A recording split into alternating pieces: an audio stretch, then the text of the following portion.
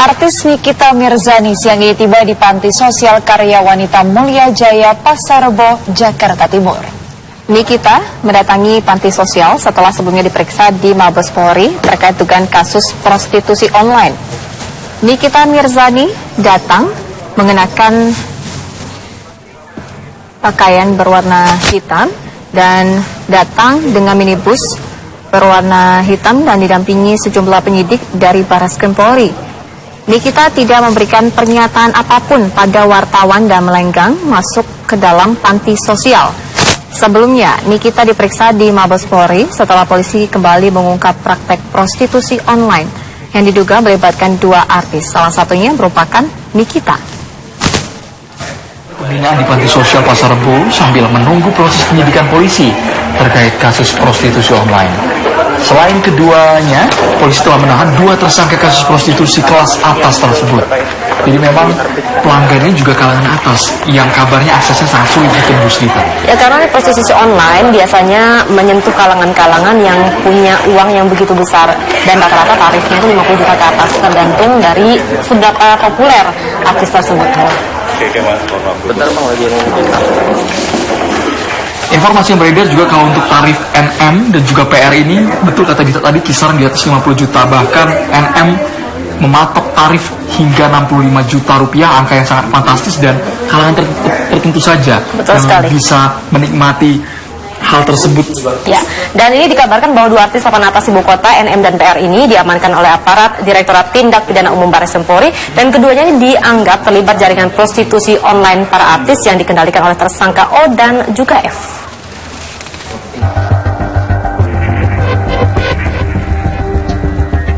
Pengungkapan prostitusi artis NM dan PR berawal dari pengembangan kasus mucikari Robi Abbas atau RA yang Mei lalu tersangkut prostitusi online. Petugas Direktorat Tindak Pidana Umum Barreskrim Polri mengamankan dua artis ternama berinisial NM dan PR. Keduanya diamankan di sebuah hotel bintang 5 di sekitar Bundaran HI, Jakarta. Polisi mengamankan sejumlah barang bukti berupa dua telepon genggam dan bukti transfer uang. Selain kedua artis tersebut, polisi juga menangkap dua orang lainnya yang berinisial O dan F. Keduanya diduga berperan sebagai penyedia jasa PSK online.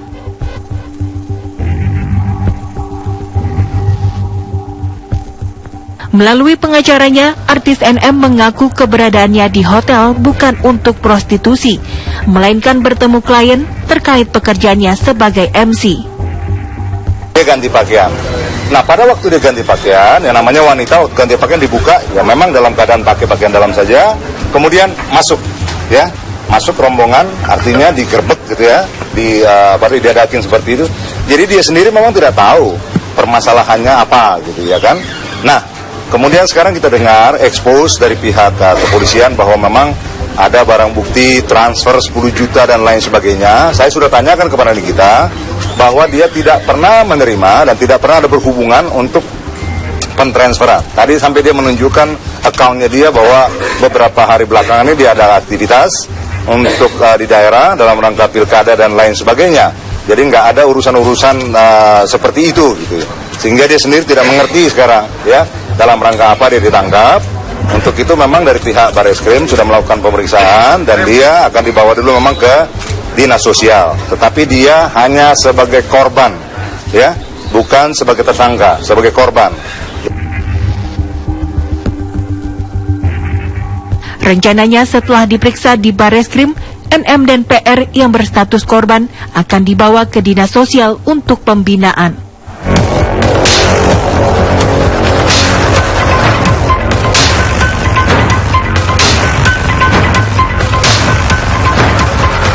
Sepak terjang Robi Abbas alias Obi atau RA sebagai mucikari prostitusi artis berakhir saat aparat Satuan Reserse Kriminal Polres Jakarta Selatan menangkapnya. Polisi meringkus RA di salah satu hotel berbintang di Jakarta Selatan. Bisnis prostitusi yang dikendalikan Robi Abbas tersebar dari mulut ke mulut. RA yang memiliki beberapa PSK dari kalangan artis tersebut tak berkutik setelah polisi menyamar untuk memakai jasa artis yang berinisial AA. Artis AA ditangkap di dalam kamar hotel ketika tengah bersiap untuk melayani pelanggannya. Mucikari artis Robby Abbas memulai bisnis prostitusinya sejak tahun 2012. RA lah yang mencarikan pelanggan bagi sederet nama artis yang menjadi PSK. Kabar mengejutkan juga datang dari artis berinisial AS yang ditangkap polisi di Surabaya. AS yang berprofesi sebagai model diamankan di hotel berbintang. Dua mucikarinya yang sempat buron akhirnya berhasil ditangkap. Wajah cantik dan bertubuh seksi sepertinya menjadi modal utama para model dan artis. Apalagi model-model ini kerap muncul di sejumlah media, baik di majalah maupun televisi. Tidak mudah mempertahankan eksistensi ketika seseorang berada di puncak popularitas. Gaya hidup mewah dan glamor yang kerap dijalani para pesohor membuat mereka harus mengeluarkan rupiah yang tak sedikit. Itulah sebabnya banyak model dan artis akhirnya masuk dalam lembah hitam prostitusi.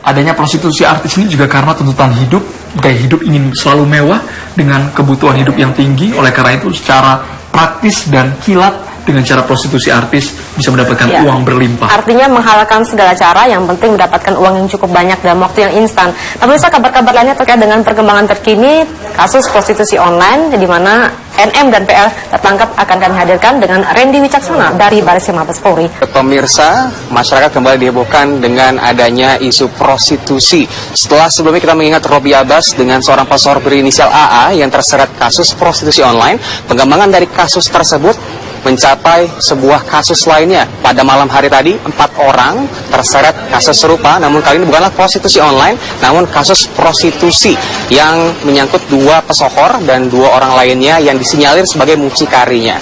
4 orang tersebut terdiri dari FO sebagai yang disebut oleh pihak polisian mucikari, dan 2 orang lainnya adalah NM dan juga PR yang diduga sebagai, yang diketahui sebagai pesohor Republik Indonesia, yang statusnya saat ini sudah dikonfirmasi oleh pihak polisian sebagai korban. Sementara F dan O sudah dikonfirmasi oleh pihak Mabes Polri sebagai tersangka. Mereka akhirnya dijerat dengan UU nomor 21 tahun 2002 tentang pemberantasan tindak pidana perdagangan orang dengan ancaman hukuman minimal 3 tahun, maksimal 15 tahun dengan denda antara 120 juta hingga 600 juta rupiah. Sementara F dan O masih berada dalam untuk menjalani pemeriksaan lebih jauh lagi. Sementara NM dan juga PR sekarang berada di Dinas Sosial Jakarta Timur.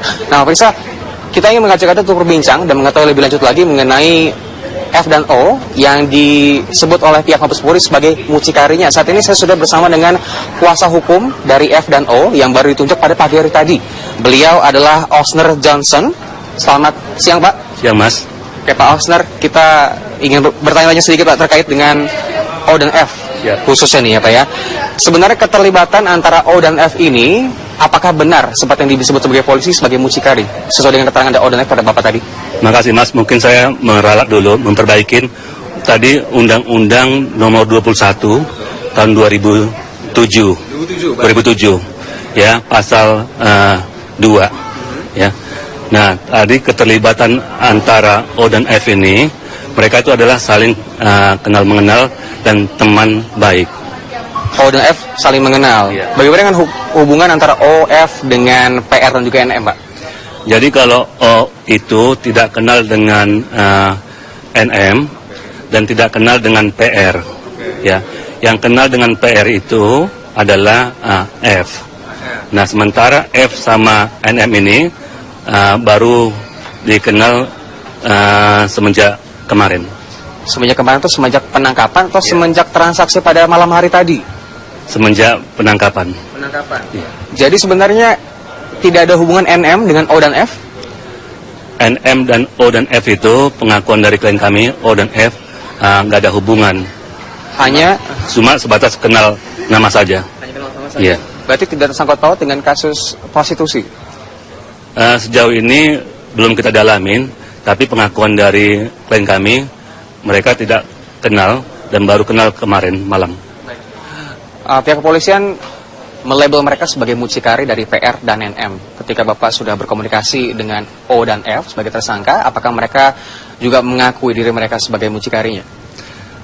Mereka tidak mengakui selaku mucikari karena mereka ini profesinya bukan untuk mencari ya, menjajakan ya, tapi memang sebatas perantara ataupun penghubung antara kalau memang ada yang memesan ya, dan ada yang dikenal disampaikan kepada yang bersangkutan. Oke, baik. Berarti apakah O dan F ini sudah biasa melakukan aksi serupa atau ini hanya pertama kali untuk mereka berdua? Jadi pengakuan O ini memang bekerja di klub ya, di klub yang mana kalau datang tamu-tamu ya dia melayanin, tapi untuk memesan dari luar hampir nggak pernah, baru kali ini. Karena apa dipesan? Karena orang tua O ini memang lagi sakit keras, jadi membutuhkan biaya membeli obat. Sementara F pengakuannya karena didesak oleh ekonomi ya, ekonomi sampai saat ini pengakuan klien kami F, dia seorang pengangguran. Hubungan O dan F dengan PR ini hubungan profesionalkah atau hubungan teman? Pengakuan dari F antara F dan PR ini sudah kenal lama, kita nggak tahu ya hubungannya dalam tanda kutip apakah memang seperti yang dituduhkan oleh penyidik Baris Krim Polri atau teman bagaimana, kita belum mendalamin. Nah, tadi pihak Baris Mabes Polri sudah menceritakan bagaimana proses penggerebekan malam hari tadi digunakan seorang polisi untuk yang menyamar, Pak. Nah, boleh nggak diceritakan sesuai dengan pengakuan dari O dan F, transaksi mulai dari awal sampai akhirnya ada penggerebekan tadi malam seperti apa? Jadi pengakuan dari O dan F itu, dia kedatangan tamu, seorang laki-laki yang sudah lama dikenal, pengakuan dari O ya, yang sudah lama dikenal, nah memesan seorang wanita. Tapi dia nggak mau wanita yang ada di dalam klub ini, untuk mencarikan yang lebih bagus lagi dari luar, kan gitu. Nah, karena dia sudah kenal sama laki-laki ini, dia tidak menimbulkan rasa curiga, ya. Nah, kemudian menyampaikan kepada F pun demikian, ya. Nah, karena ada garansi dari O ini bahwa laki-laki ini sudah lama saya kenal, dan bahkan temannya si laki-laki ini pun pernah memberikan bantuan kepada si O ini, bantuan untuk membeli obat dari orang tua si O ini. Nah, sehingga karena mereka sudah kenal, nah disampaikanlah kepada wanita yang cari, dalam hal ini ya PR. Dan ketika PR mau, ya di dalam HP juga, bahkan PR juga ada respon, ya sehingga terjadilah yang disebut tadi transaksi yang dikatakan oleh pihak penyidik kepolisian. Sudah ada transaksi uang, Pak, dan sudah lunaskah uang yang dibayarkan disebut-sebut sebesar 50 juta rupiah untuk PR tadi? Kita kurang tahu apakah sudah diserahkan kepada PR, tapi setahu kita belum diserahkan kepada PR, masih di tangan oleh O dan P ini. Dan kita lihat tadi rilisnya di pihak kepolisian bahwa tanda jadinya 10 juta itu ya sudah diamankan. Ya.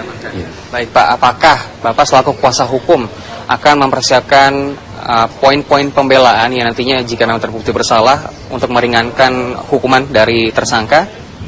Terima kasih, Mas. Kita selaku kuasa hukum ataupun pengacara, ya, bagaimanapun tetap memperjuangkan hak-hak klien kita, ya. Contohnya diatur dalam KUHP, mengajukan permohonan penangguhan penahanan.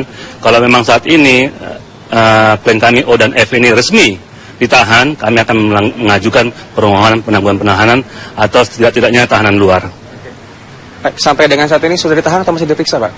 Sampai saat ini kepolisian berhak untuk mengamankan 1x24 jam. Statusnya masih tahanan 1x24 jam. Baik, kalau masih sebagai tahanan, Pak. Terima kasih, Pak Oster, atas waktunya. Semoga sukses dalam membela kliennya O dan F kali ini yang sudah berstatus sebagai tersangka. Pemirsa, demikian laporan. Ini masih dinyatakan sebagai korban. Kita tunggu informasi selanjutnya nanti. Kita saksikan dulu bagaimana peristiwa yang terjadi yang menangkap 2 orang yang juga termasuk penyedia jasa online. Ya, betul sekali. Dan berikut kabarnya untuk Anda. Berawal dari